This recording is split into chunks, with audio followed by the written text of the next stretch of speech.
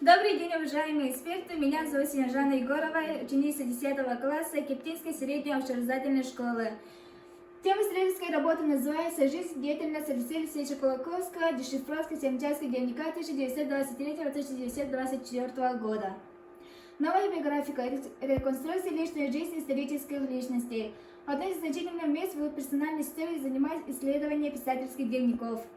Личный дневник – основоположник якутской литературы, просветителя, философа, гуманиста, поэта-исследователя Алексея Алексеевича Колоковского во время пребывания в Умиконе с 1923 по 1924 года.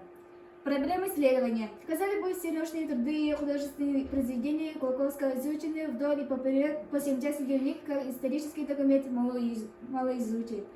Актуальное исследование. Колоковский первый исследователь, который вел свою творческую деятельность, основываясь на науку, оставил неоценимое наследие будущему поколению. Понимание и дешифровка семчасского дневника дало бы возможность раскрыть Колоковского как личность, его гражданской позиции в то время творческой деятельности в семчасский период. Объект исследования. Семчасский дневник Колоковского. Предмет исследования. Личный запись в дневнике из писателя Шонова.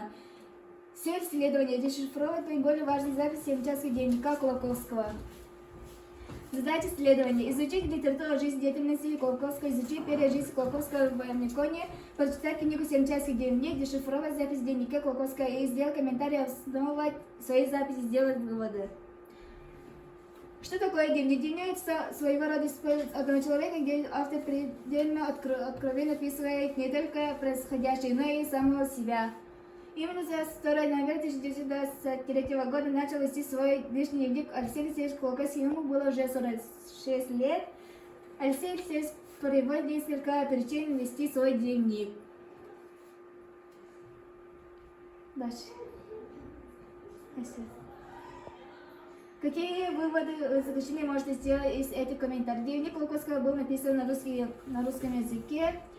Автор дневника невольно помечает различия в менталитете, образ жизни северного Саха, который проживает в условиях на севере, суровый климат. В дневнике есть много моментов, где описано глубокое сочувствие людям, живущим в тяжелых условиях севера.